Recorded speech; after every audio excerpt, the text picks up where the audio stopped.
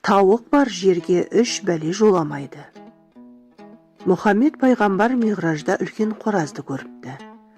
Ол жаппар хақты мақтап, мадақтап, зікір айтып тұр екен. Сахар мезгілі жақындағанда жерге түсіп: «Ей момындар, тұрыңдар, зікір айтқан сахарда хаққа құлық қылыңдар, нұр таратып жаһанға» деп шақырады екен. Оның дауысын естіп жер бетіндегі барлық қораздар жұртты оята бастапты. Қораздың сахарда шақырғаны Тәңірді еске алған екен.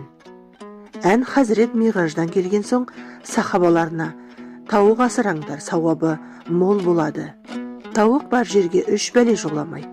Жын перінің шәрі келмес, сиқыршының дуасы өтпес, бақсының жыны жетпес» деп насихат айтыпты. Содан бастап мұсылмандар тауық асыруға мән берген екен. Жүрек көзі ашылған әулие адамдар да тауықтың шақырғанын жай ғана дыбыс деп емес, мақлұқтың құлшылығы деп біледі.